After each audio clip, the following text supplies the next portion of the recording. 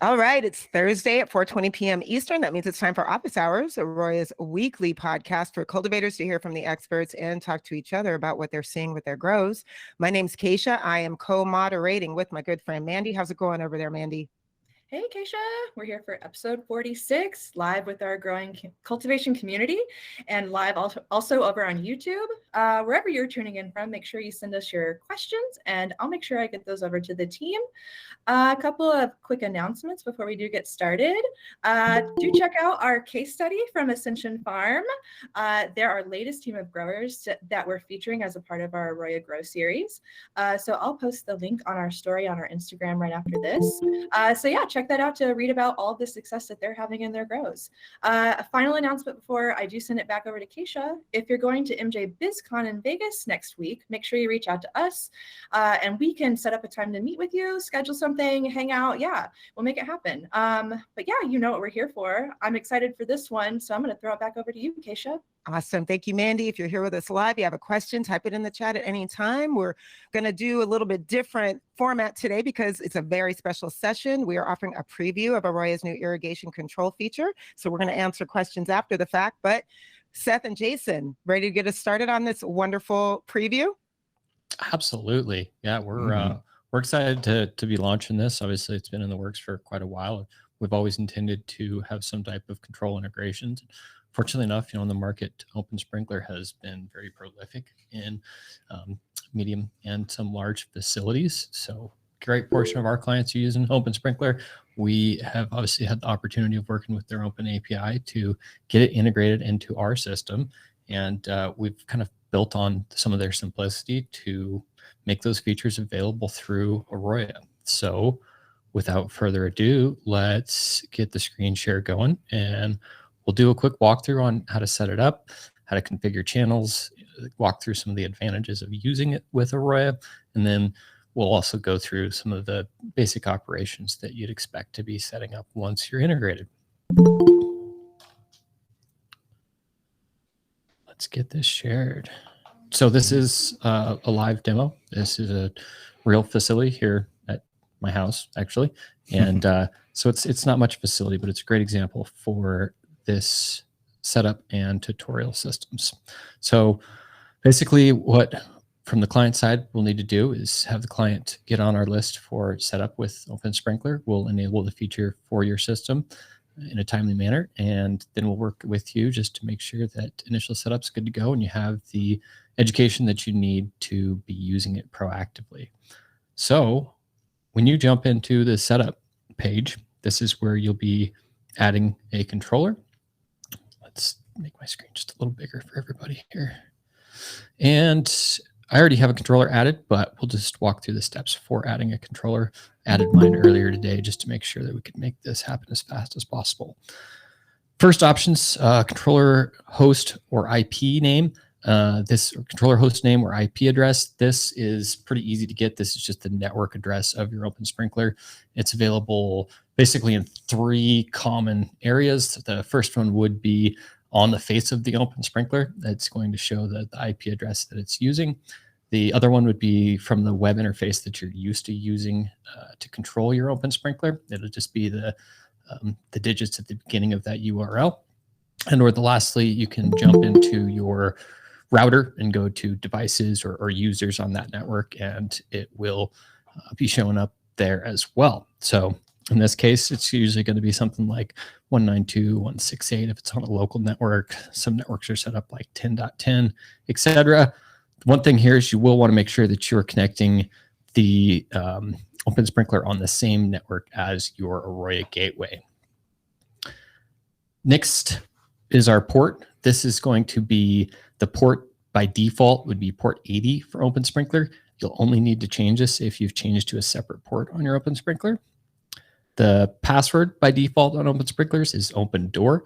If you've changed that password, make sure you get it correct. Case sensitive, all that good stuff.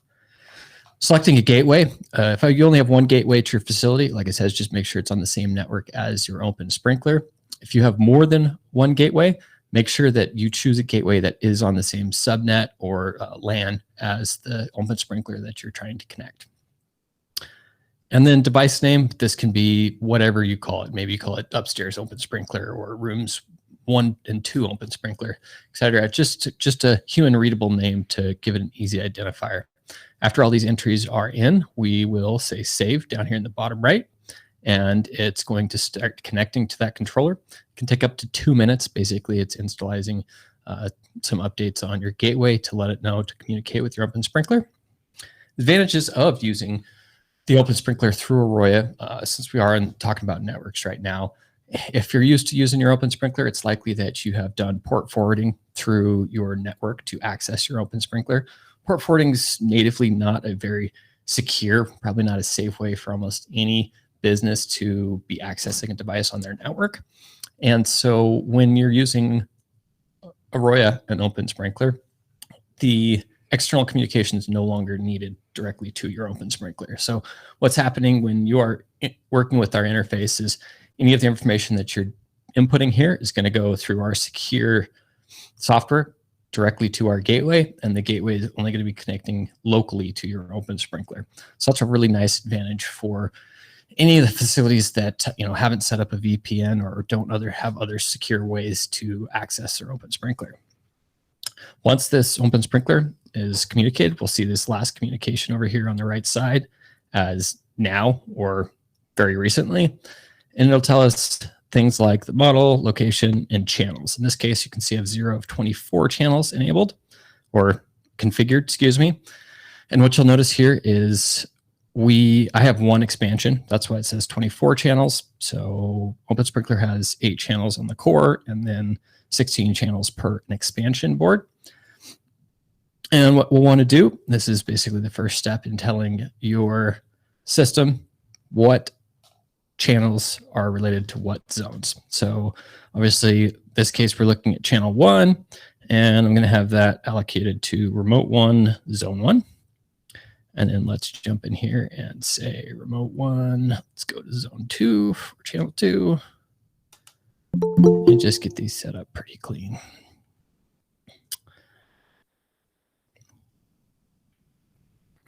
We should also point out right now, too, that you can use your open sprinkler to control your pump with a master zone as well.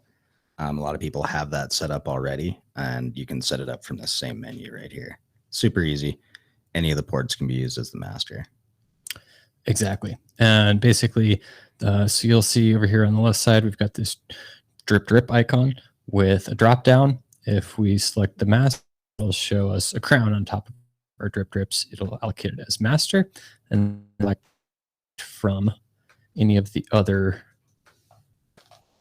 zones what they use as a master. So in this case, let's say we have a main valve going to room, or a main valve on channel 5. It's controlling remote 1 as the room, and then we have sub valves in there controlling each zone. In this case, when we do any irrigation scheduling for, say, zone 1, 2, 3, or 4, it'll also enable that channel 5 to open up the valve or run a pump as Seth said. So great that you mentioned that.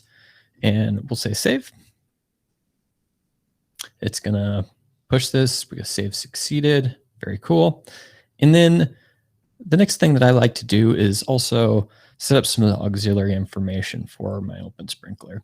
And this necessarily isn't required for your setup, but what it's going to do is help you keep track of your substrate information and flow rate so that you can calculate things like percentage of irrigation, or you can run it as a volume of irrigation rather than just irrigation time, which is a nice back-end math feature.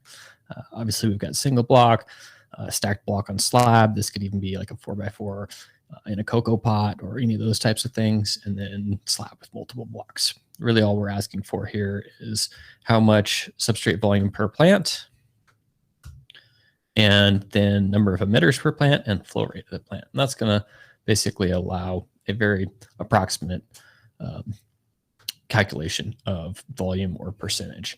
And one thing I think we have said in the past, and I'll mention it again here, sure, you can refer to your manuals for getting the emitter flow rate, but one of the best things to do just for your own peace of mind is do some test irrigation runs into volumetric flask or a cup and then measure the weight of it.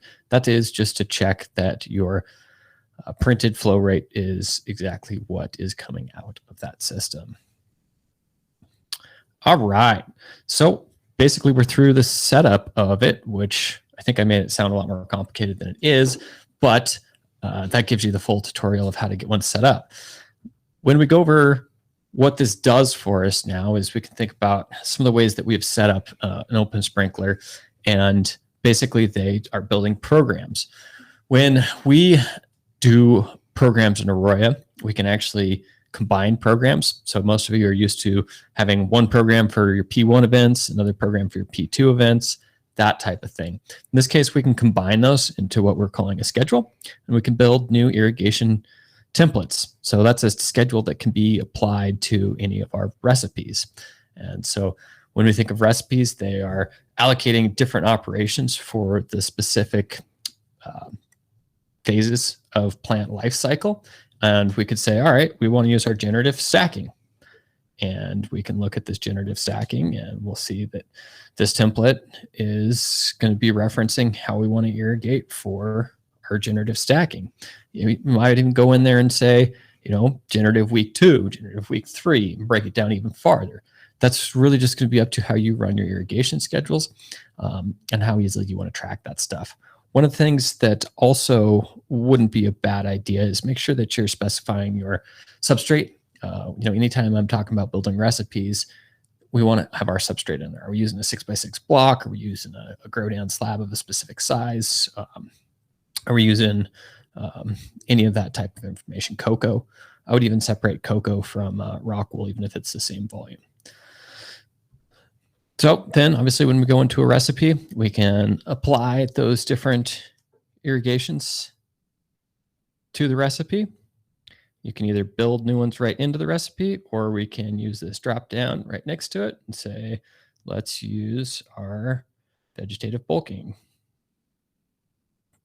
We can see there's what we've got, doing 4 times to get up to field capacity, another 8 times to get some maintenance shots in there. We'll save that, save to our recipe, and we'll see that anytime we apply this recipe to a new harvest group, we'll have those irrigations applied for the duration of it. So rather than going into your open sprinkler and flipping back and forth, trying to track your plant's life cycle and making the appropriate changes on the exact day that you need to, we can go in here and apply irrigation schedules. So we have different irrigations for our generative, for our vegetative.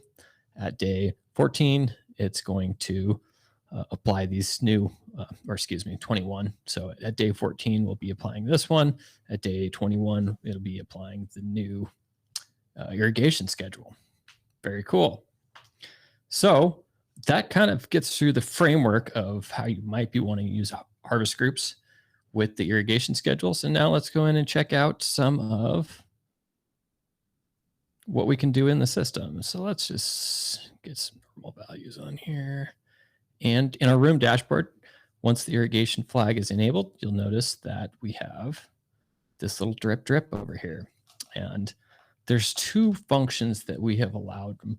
Basically what it's for is to help people that aren't using harvest groups. So if we don't want to use harvest groups, then we'll set things up as a room schedule. And this isn't going to have necessarily any time frame allocated to it of the plant age. It's just going to always be going unless we say disable. So I can enable it right now. We'll see schedule pending. Basically what this is doing is pushing a new irrigation schedule to the controller. We can edit it directly from here. So this is going to be our options here. Maybe we just want a pretty static irrigation schedule. Then we can also disable it. Harvest group schedules. This is going to be following that irrigation template that I talked about from our recipes or our harvest groups. So let's jump into here and see what I can do to make sure we get some irrigations planned. So I'll make sure, all right, we got papaya in zones 1, 2, 3, and 4. And then let's jump into schedule and make sure I've got some irrigations planned for today. So let's say transition veg, no irrigation schedule yet. Let's throw one in here. We're going to go for, let's seconds. Repeat every, let's go 20 minutes. Actually, for this one, we might go a lot farther than that. And one of the things here is you also have a drop down. So if you do it in minutes, if you do it in hours, etc., let's go every 4 hours and we'll do it 3 times or 3 hours. Make it somewhat realistic. Save that. And then we can see, all right, this is applying it to that stage. And we can save our schedule. When we go do that, it says irrigation schedule change. This is all zones. And we added a P1. So let's do that. It started on 11:10. So it should begin that irrigation schedule for us. And we can jump into the room dashboard and see that we now have a harvest group schedule. In this little box, we can see here's the phase that we're in. Here's the zones. It's currently active. And some representations of what our irrigation should look like. So we're going to have 1, 2, and 3 irrigations today. Hovering over the little irrigation mark will show us how long it's occurring for and what time they begin at, also with some information of our irrigation window and our dry back duration. So unless I missed something, that's a quick overview of our open sprinkler integration. I only got one question you didn't cover. Okay. All right. So let's say I've got my generative stacking recipe and I get into, midway through week 2 and I need to add a shot or add some volume. Can I do that from the dashboard or do I just go into the harvest group? Sure. So either or, when you go in here, it's actually going to take you to the irrigation schedule that's in that harvest group, right? So if we modify it right here, let's say we want it every 2.5 hours, we need to clean that up a little bit. And it's going to say this program will be adjusted for all zones starting tomorrow. P1 adjusted to that and changed interval to that. So let's say confirm. It's going to say start publishing a new irrigation schedule, pending, and then currently active. So now that's modified it for all of our transition veg. Right. So as a grower, when you come in the morning, you're checking out where your dry back got to. You need to add some shots. You can do it all in one spot right here. You don't have to jump around into the harvest group schedule or go to irrigation templates. You still have the ability to adjust it very easily right here.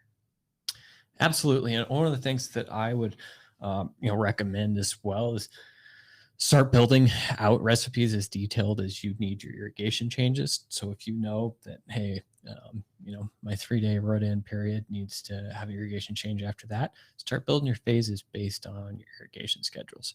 If you're changing every week, just go week 1, week 2, week 3, week 4.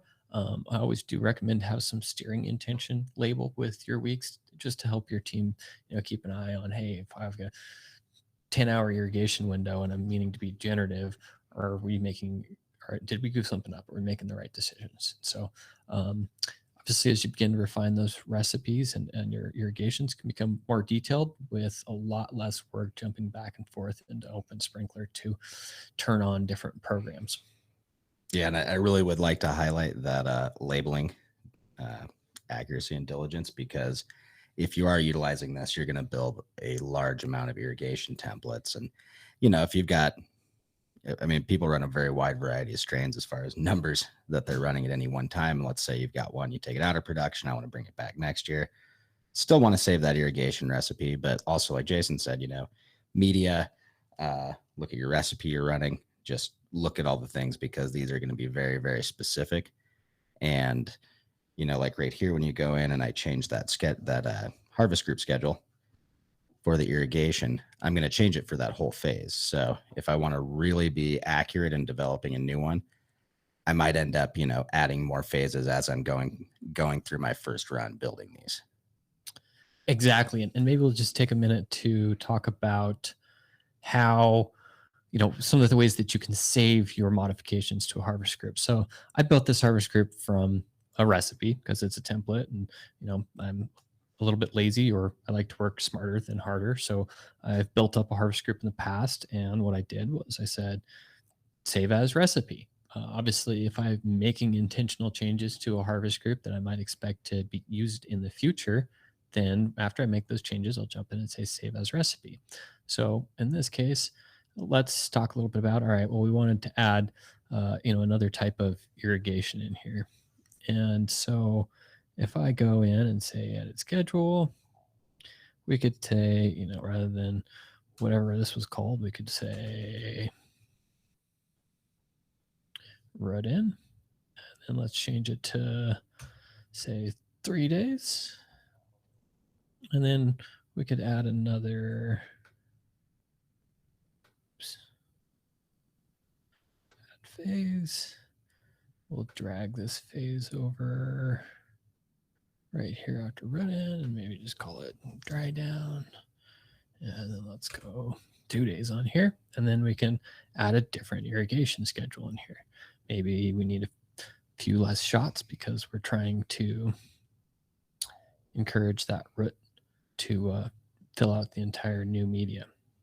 So let's just say, all right, instead of 95 seconds, we're going to go to 45 seconds, and we're going to repeat every 4 hours, and maybe we're just going to do it twice. And then when I save this as a recipe, we can use that the next time we run, and we won't have to remember the changes that we made. And so, kind of like you said, it's very good practice to make your naming as complete as possible, so that labeling is excellent. In this case, I just said save succeeded as a new recipe. So let's jump into recipes. Here's the one I just saved. And we can also copy them. Maybe we need to make 2 variations of the same recipe. We could copy it. In this case, rather than being named the harvest group, let's just call it, you know, rock wool slabs, including bread in, just like that.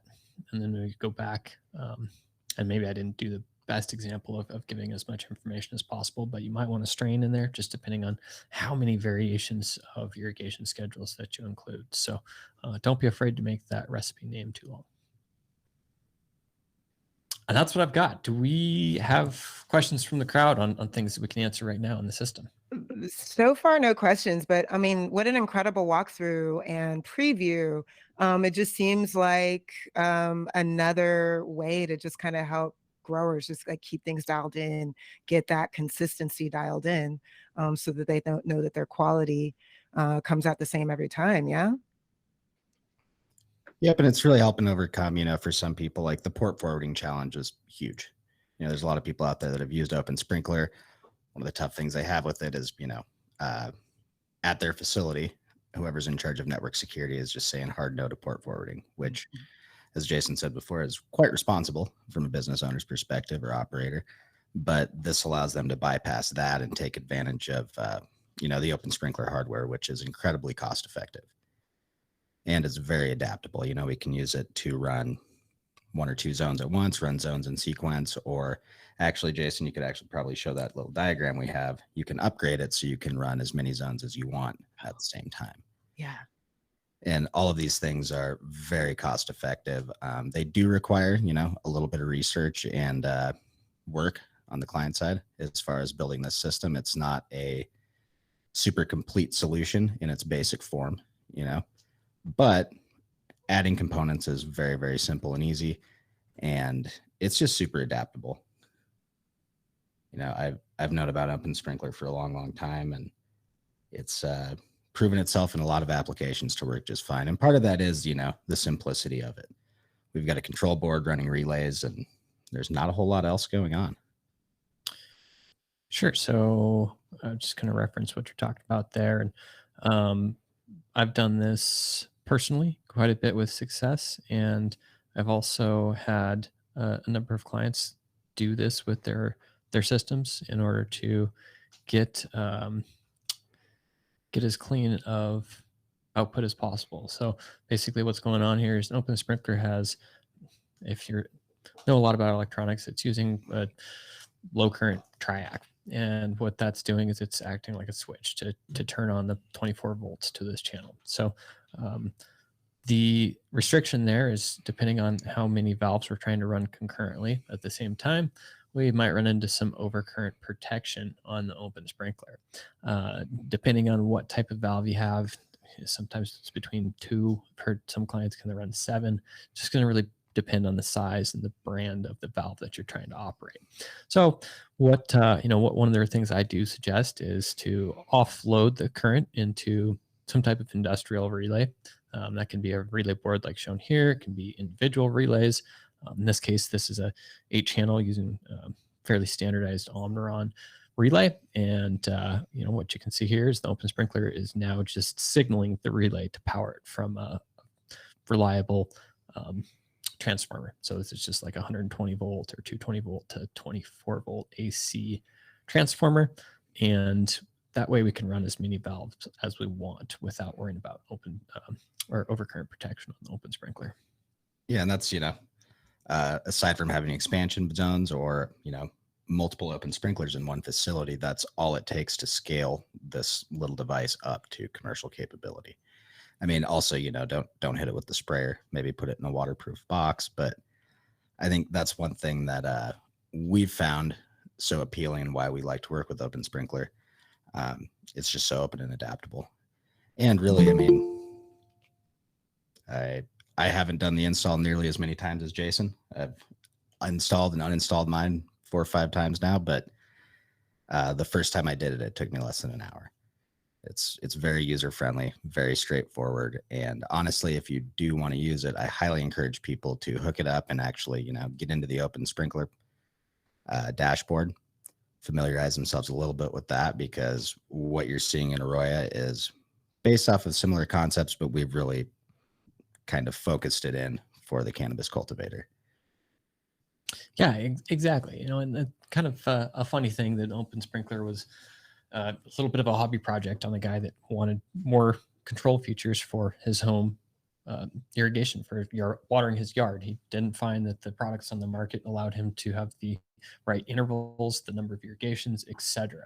I think that's why it's gotten so much traction in the indoor hydroponics scene, is because sometimes we do need a substantial number of irrigations. Sometimes those irrigations need to be fairly short and pulsed at whatever intervals that we choose. And I've actually been to some clients where we replaced their existing system with an open sprinkler, and the cost of it is pretty insignificant compared to almost any other control systems that are traditional in this industry. So I think an open sprinkler is like $150 for the module, and I forget how much the expansions are, but they're like half Under $100. Yeah. And so you can have 72 channels for less than $300. If you're interested in replacing the system, then just kind of think about the advantages. You can get more flexibility than most of the other available controllers. Obviously, if you are using it with AROYA, then you can have secure internet access without necessarily having any IT configuration going on. And we don't have any affiliation with Open Sprinkler. We've just chosen the product because of client popularity and ease of integration. Yep, and it's been around long enough. It's kind of proven to work. I mean, now that a long time ago, Open Sprinkler started, as Jason said, kind of open source software came out, and now that they've got a physical product, what they've done is put together a unit that functions really well, actually. And it requires, if you can terminate 24-volt wires, just like hooking up any other sprinkler controller, you can do it. It's that easy. Amazing. Jason, Seth, thank you so much for walking us through that. For anybody who joined us late or just is still thinking about what they just heard, if you have any questions about our new irrigation control, please do drop it in the chat. Let's get you some answers live. So it looks like we actually have a lot of questions just related, just in general. You guys ready to just keep it moving on to our usual crop steering sensors and cultivation goodness? Sure. Yeah, just some ending comments on the open sprinkler stuff. If you're an existing client, you're interested, your admin will be seeing a notification next week about our product launch. We're going to include some links in our resource center to help you either purchase those, or if you've got questions about the open sprinkler itself, some of the FAQs from their site. Contact us, shoot us an email, give us a call, and get signed up on the list so we can make sure that we know that you want this turned on. That's it. Get in line. Awesome. Okay. We're going to dig right into the questions here, and Diane posted a couple. Let's start with the first one here. When I'm stacking EC and stretch, when I'm feeding, I'm aiming for 0% runoff. Or do I still need runoff? It's the first question. So usually, I mean, without seeing your data, my rule of thumb is using runoff to modulate EC. So rather than making big changes in your feed EC, stay at a pretty static EC for your feed lines, makes mixing easy on a day-to-day basis, makes it easy for your employees to do things right, and then modulate how much runoff. So if you need to drop the EC closer to, or the substrate EC closer to your feed EC, then push for a little bit more runoff. Yeah, to build on that, the other thing we're looking at too, when we're talking about runoff, we're always watching pH. pH is a really big contributor and director of plant nutrient availability. If we have the wrong pH, we're going to see deficiencies. So really, we do want to push runoff, not necessarily every single day during stretch, going more than 2 or 3 days without it. I personally would want to get some runoff and check my pH and make sure that that's not climbing or falling downward pretty rapidly. That being said, as these plants grow, some of them feed very heavily. So if you do have something like AROYA, you can easily watch and see, okay, I am maintaining EC in the block, or it's going down with my feed rate. I need to get more in there. I'm going to push less runoff to try to drive that up, or no runoff. But again, we still always want to have a good balance in pH. And in order to achieve that, we've got to be replacing everything that the plant's pulling out and also flushing out some of the things that it's not. So yeah, rule of thumb, no more than 3 days without runoff, I think, is usually that's what I call safe. And again, if you're going to do that, pay real close attention to your runoff pH afterward. Awesome. Thank you guys for that. Diane posted a second question here. He's wondering, if my terrace doesn't show me accurate water content in the medium, how should my leaves look? Should they start wilting right before watering? Is that the perfect dryback? I'm going to just break down this question a little bit. We'll start with the one. If my terrace doesn't show me accurate water content, probably check out your cleaning procedures and or your installation consistency on that device. We've got tens and tens of thousands of these out there. And I forgot specifically on terrace 12s, but it's well over 50,000 of these in the field. And it's a very rare occurrence that we ever get one that doesn't have accurate water content. They are calibrated for the lifetime of the sensor. So make sure that you're cleaning those prongs off. Try not to use anything that's abrasive that can change the surface properties of the stainless steel on those prongs. Isopropyl alcohol is great. Hydrochloric acid, you can use bleach, any of those types of things. And if you do have salt buildup, this is a kind of a trick I learned from Seth. It's just leave the terrace in a cup of water, obviously not the repeating or the nose, if you will, the electronics, but just the white part with the prongs. You can leave it in a solution for overnight or for a day to kind of help it dissolve some of the buildup on there. As far as installation consistency, make sure you are using an installation template and you know what size media that you're using. If you're using something like a hard pot, make sure that you've cut out a slot so that the entire body of the terrace 12, that white plastic body, can sit flush in the substrate. And that should get you a pretty realistic, accurate water content. Obviously, some natural variations occur, and the substrate itself, is the chip consistency good near Coco? Do you have some perlite pockets in there? Have you experienced irrigation channeling in your rock wool from letting it dry down too much or not having good initial wet up procedures? That type of thing. So kind of breaking down your question into the second part here. Should they start wilting right before watering? So I'm going to answer this like, how do you crop steer without sensors? Okay. If we're trying to read the plant, we're missing out on a huge opportunity. If we are getting to wilting, we've probably already damaged some of the potential production from that plant. You might be able to tell from some of the physiological behaviors of the plant. I know I'm not good enough to do that. So, if I'm trying to run thousands of plants, it's very unrealistic to spend that much time with each plant to try and understand how it's performing. Whereas using substrate sensor data, we can document it, compare it, store it for different strains and how they perform when we're trying a certain type of dryback. Right. And I'd really like to highlight too that in any of these crop steering techniques, we're not, especially generative steering, obviously, what we're talking about here, ideally we're talking about here if you don't have a huge plant, a tiny, tiny pot, but we're not trying to actually push drought stress on these plants. I think there's some confusion around that term in the industry. We're looking for a dry back, but really what we're doing is spacing out those irrigations and spacing it, slowing down growth in the plant, slowing down respiration, because the roots they're not continually getting oxygen. They're not as active, not growing the plant as fast. We're not ever trying to apply actual drought stress to these. We're not trying to get close to wilting point. What that does is slow down the plant. If we get there, we get more water on it, but the plant's got to recover. If we're going back to actually seeing physical wilting, that means every day when we water that plant, we're wasting precious time rehydrating it to a baseline. And if you extend that time over, 63 days, 56 days, it adds up. It leads to considerable loss in production time. The same as, if we overdry repeatedly day after day, we're just spending less and less, or we're spending more and more time in a condition where the plant's not being productive. And anytime your plant is looking, anything but healthy, even first thing in the morning, that's not a good sign. We're in cannabis right now, in the interest of quality, we're all pushing for not running on the bare bones side of things.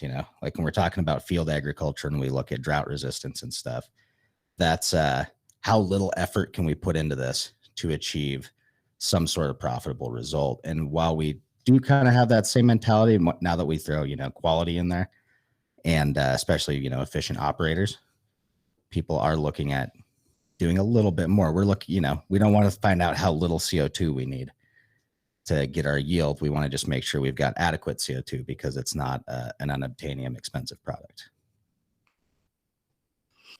Love that. That is a great overview. Thank you both so much. We've got some live questions in from YouTube. I'm going to send it to you in 1 second, Mandy, but just a reminder for everybody's on with us. You got any questions about our new irrigation feature? You got any questions about AROYA? Anything, drop it in the chat. Now's your chance to get questions live answered. What's going on at YouTube, Mandy? Yeah, we got some shout outs. We got some questions. Iron Armor, it's my favorite part of the day. So yeah, that's also my favorite day of the week. 505 Colt had a question.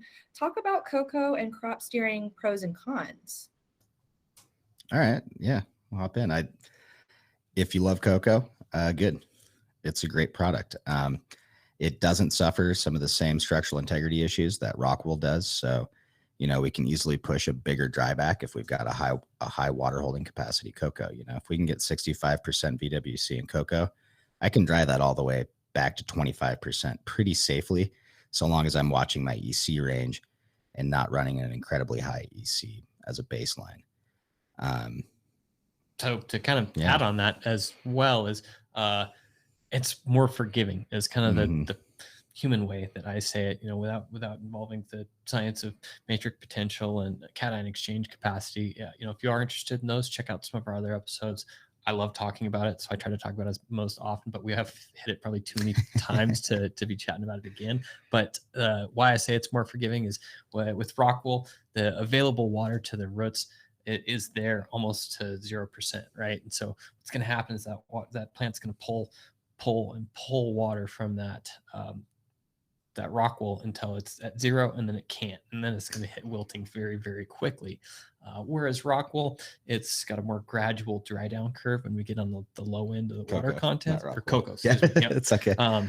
Coco has a more gradual dry down when we get to the low end of that water content. So if we miss a day irrigation, or we don't have automated irrigation set up yet, then our plants are going to slowly start to show signs of stress before we run into that cell rupture wall, where they lose integrity. Yep. And we're also getting our field capacity back with the Coco. A single over drying event in that Rockwool, and depending on when it happened in the cycle, like if it happens during the first 3 weeks, you can kind of kiss your good yields goodbye, because you're never going to have the water capacity in that Rockwool to be able to run generatively or ripen very well. You might still end up with some pretty decent product. It's just definitely not going to be as much as you wanted if you're not able to maintain that field capacity. Super important stuff to keep in mind. Yeah, you'll have to let us know if you have any follow-ups. We also got a question from KCC. Can you shed some light, shed some info on proper cloning strategy, like the length that domes should stay on, spraying or not, when to first water, etc. What do you guys think? I don't necessarily have my own SOPs specifically related to some of those dates. I know a couple nutrient companies out there that have released this information. Some of the other suppliers out there have pretty reasonable SOPs. I would go off of what you're doing now, document it, and work from changes in that direction. So, maybe use those other SOPs as references. You know what you're doing now. It works up to some degree. That's why you're still able to do it. So product or cloning improvements is going to be kind of an iterative step for you. Take that information that's working for other people, maybe run one batch with some of the changes that another vendor has recommended, and go from there.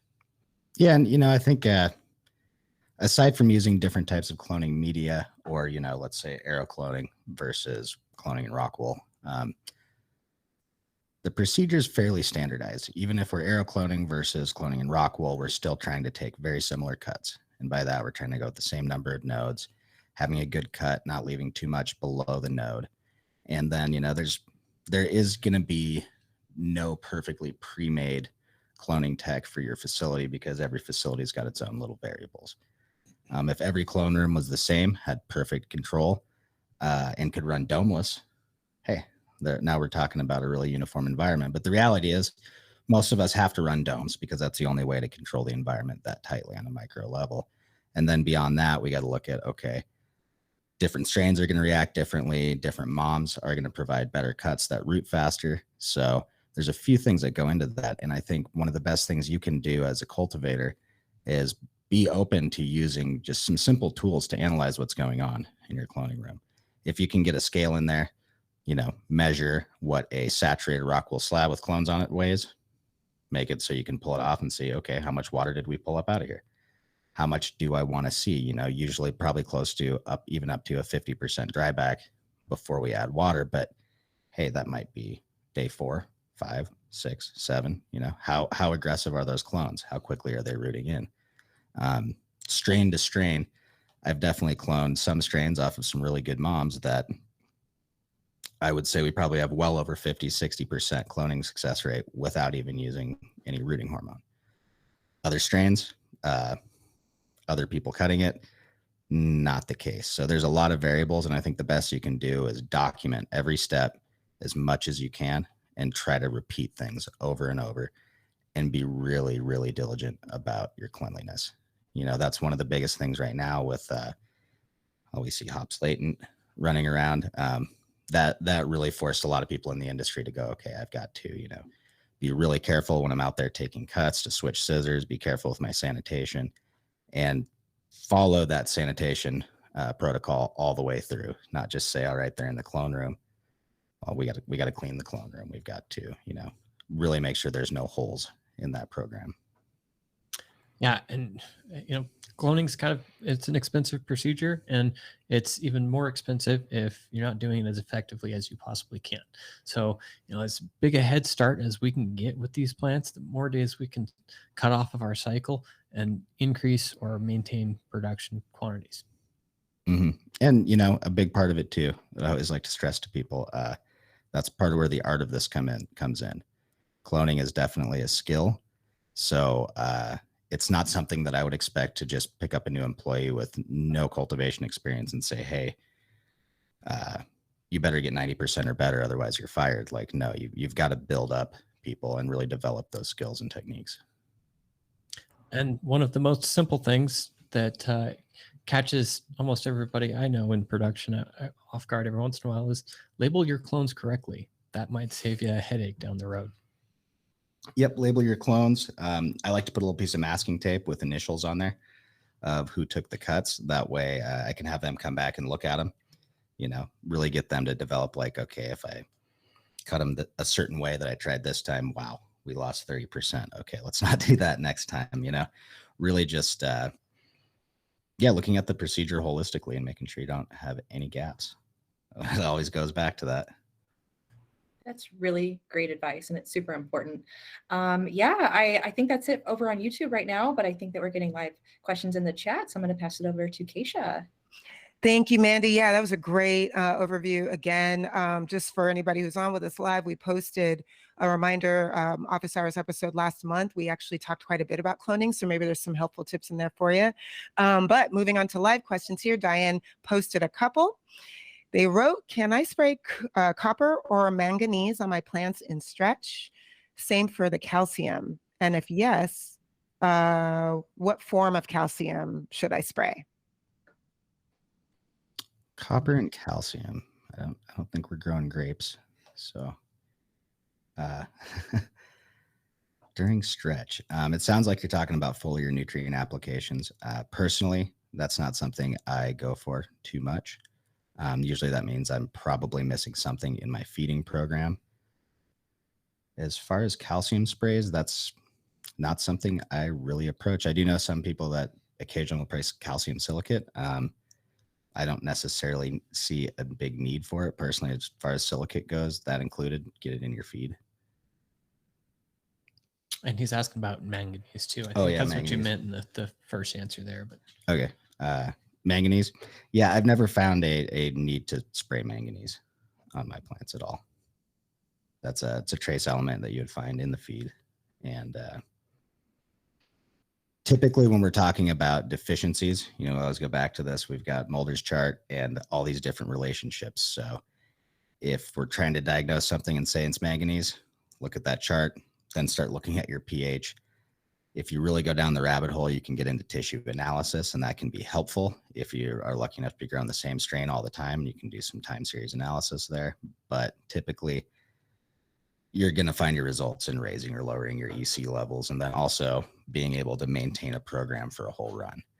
If I try to diagnose a plant and I throw some CalMag at it, and then I switch up my feed ratios and do all these reactive things, suddenly I've got too many variables and I don't know which thing actually made a difference. And even when we're talking like any kind of plant nutrient deficiency, always stress every one of these parameters in terms of like, hey, what's a good nitrogen content inside tissue? Every one of those is determined experimentally. So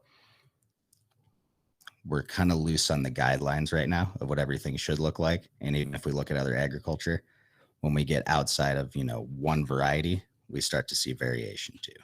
So probably don't, lose too much sleep over deficiencies and just try to start playing with raising or lowering that EC and maintaining consistency. And remember that plants don't heal. That's the worst part about that stuff as a grower. You walk in every day and you see a dying leaf or something, and then it never turns green again. Well, it's never going to. That's just an unfortunate reality. Seth, I wish I had heard that advice from you when I was growing my plants. But now I know for next year. Diane, thank you so much for your questions. And I mean, we love to hear from growers who try things and come back to us with some results. So if you try any of those things and see some interesting results, let us know. All right, we're going to keep it moving. We have about just over 10 minutes left in the program. If you have any questions live, now's the time to ask them. I'm going to move on to this question we got on Instagram from Dave Ray. Can you guys talk through an average day as far as irrigation goes in veg and gen strategies? I'd really like to understand what's ideal throughout the day and watch an explanation of the events happening during the day. What do you guys think? Sure. I think, also if you visit some of our earlier episodes, we do talk about this quite a bit as well. My basis is when I'm running a more generative irrigation schedule, I'm having a shorter irrigation window. So when I say irrigation window, that's first irrigation to last irrigation of the day. And for if I'm pushing generative really, really hard, it might be as short as an hour. If I need to balance out some of my other environmental factors, it might be 3 or 4 hours. For vegetative steering, that's going to be a wide irrigation window. So getting up to field capacity, maintaining it with some irrigations throughout the day to encourage infrastructural growth to the plant.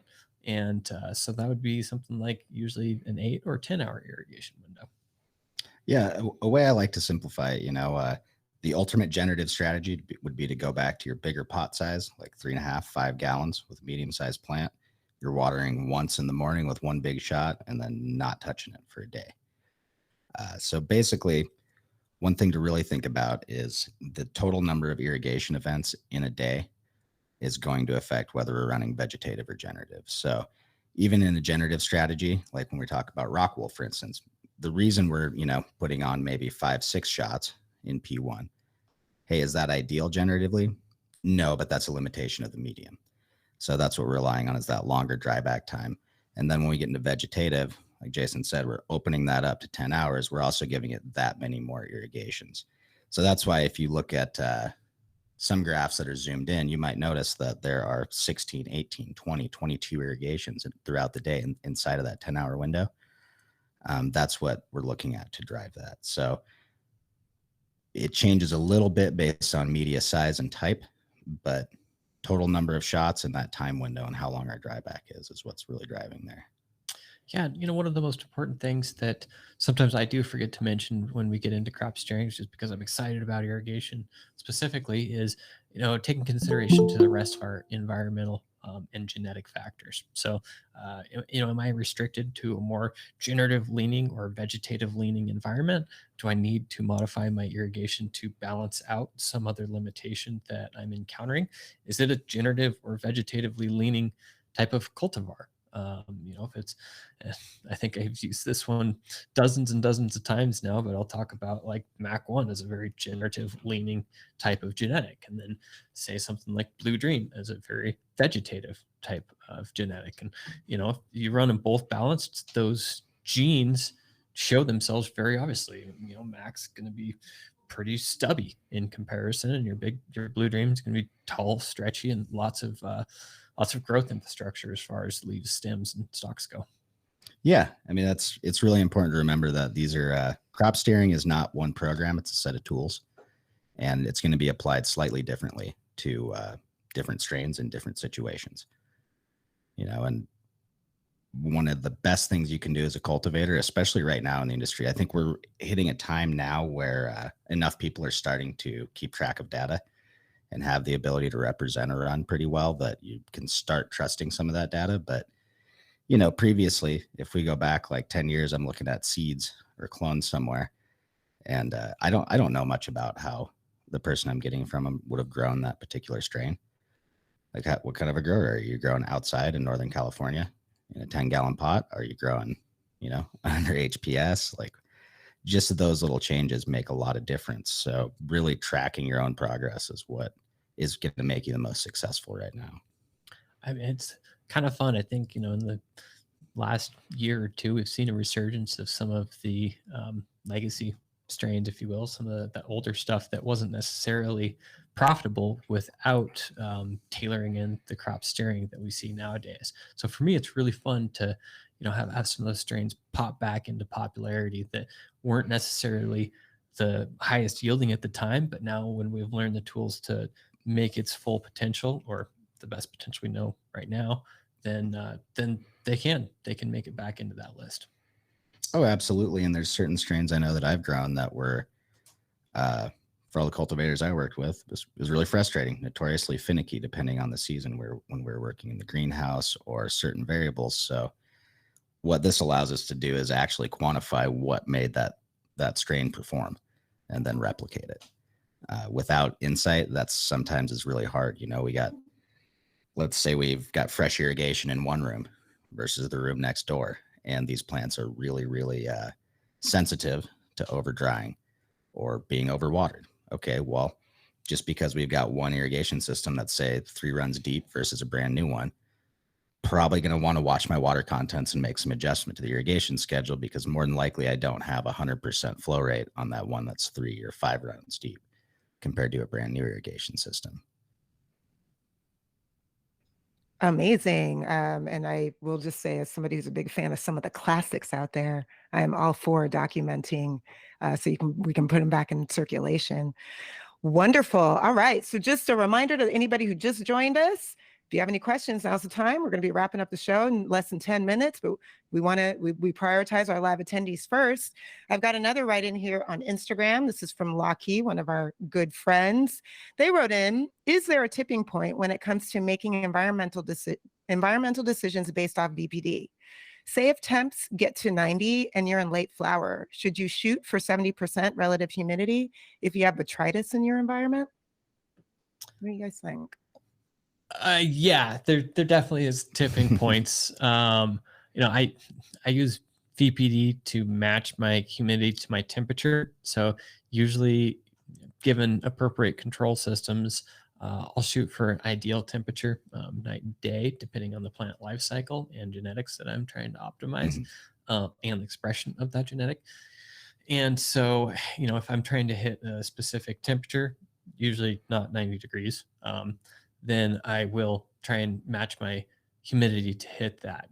In the case example that you said, close to harvest and 90 degrees, not a good thing. It's 70% humidity. That's not going to be a good thing either.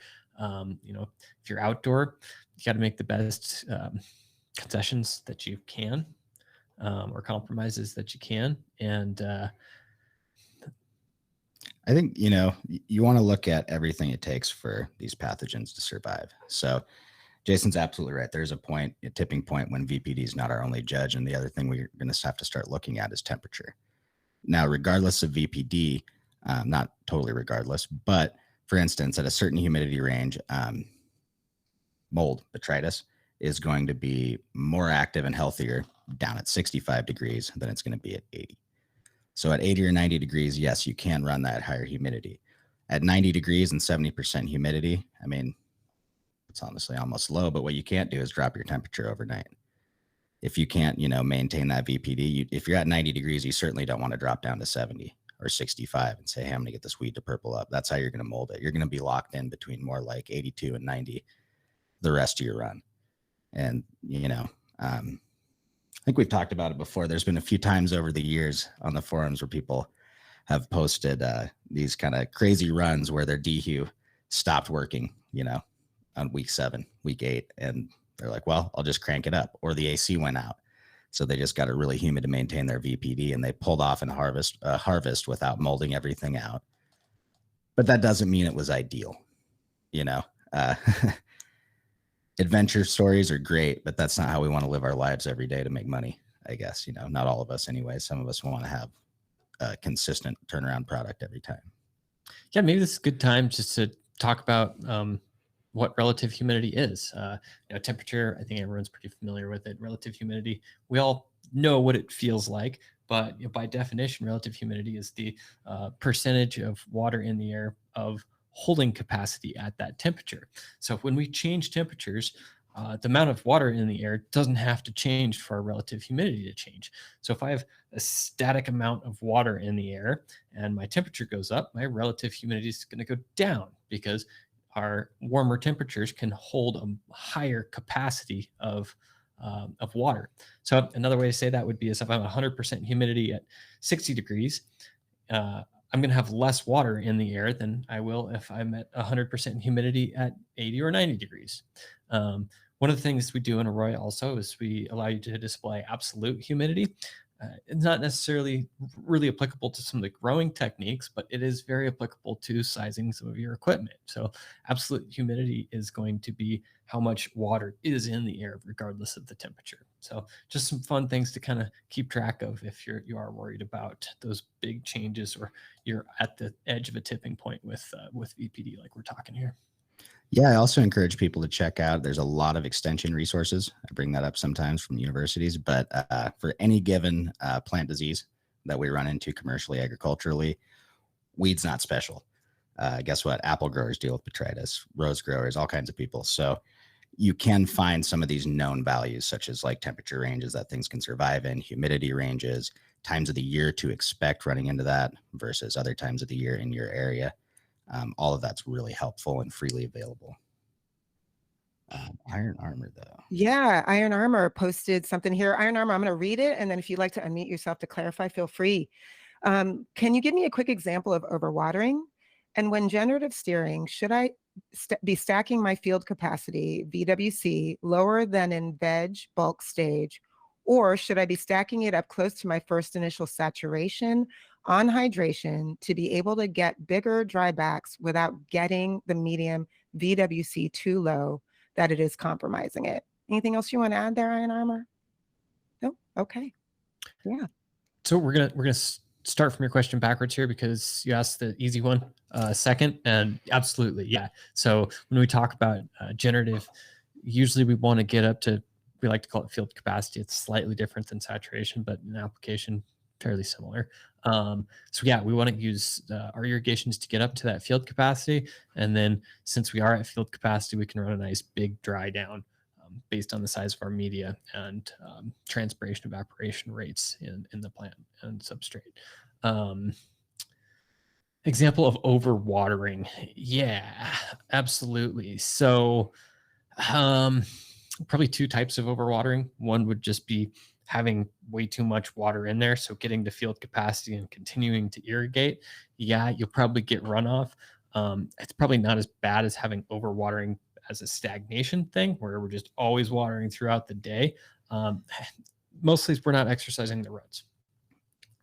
Yep, that's the main thing I see when overwatering in generative is people typically aren't patient for that dryback in the beginning. So like, let's say we've got a delta 10 on top of the slab.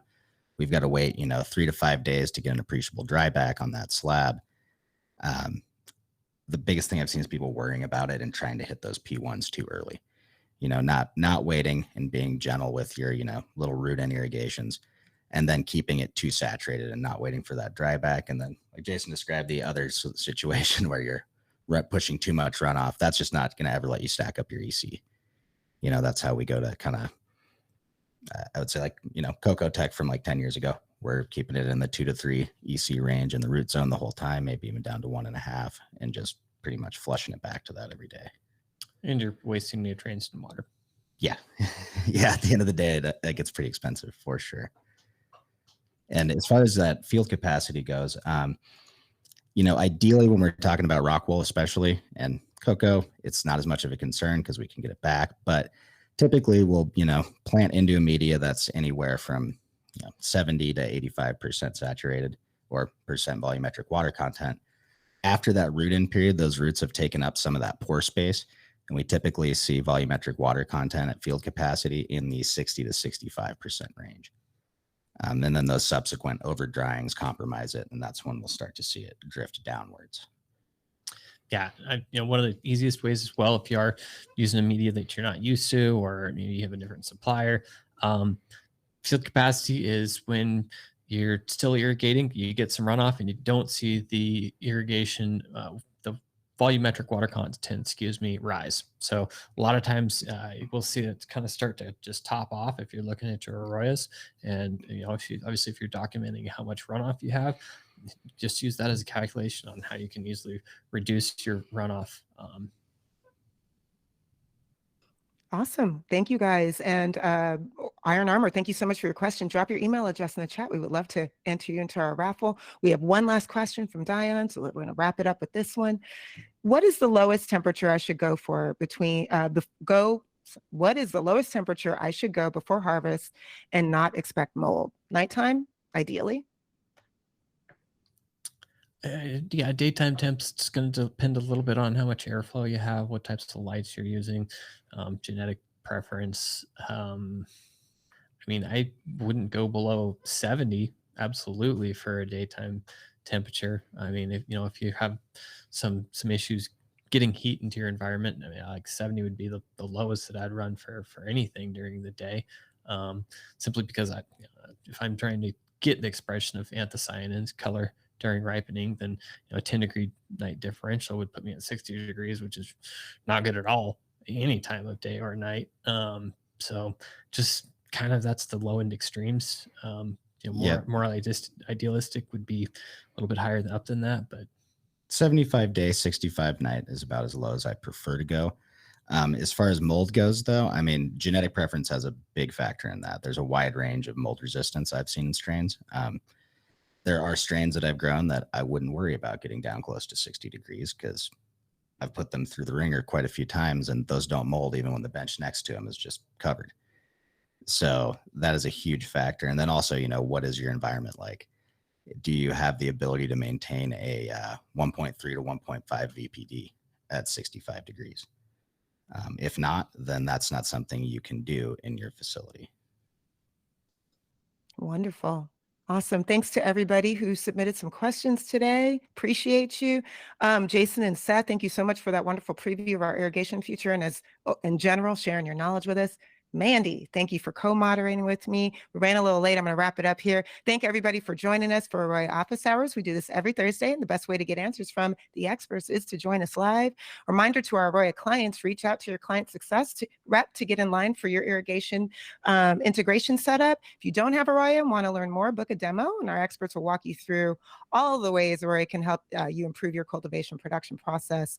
If there's a topic you'd like covered in a future episode of Office Hours, post questions anytime via the AROYA app. Feel free to drop them in the chat. Send us an email to support.aroya@metergroup.com. Send us an Instagram DM. We love to hear from you.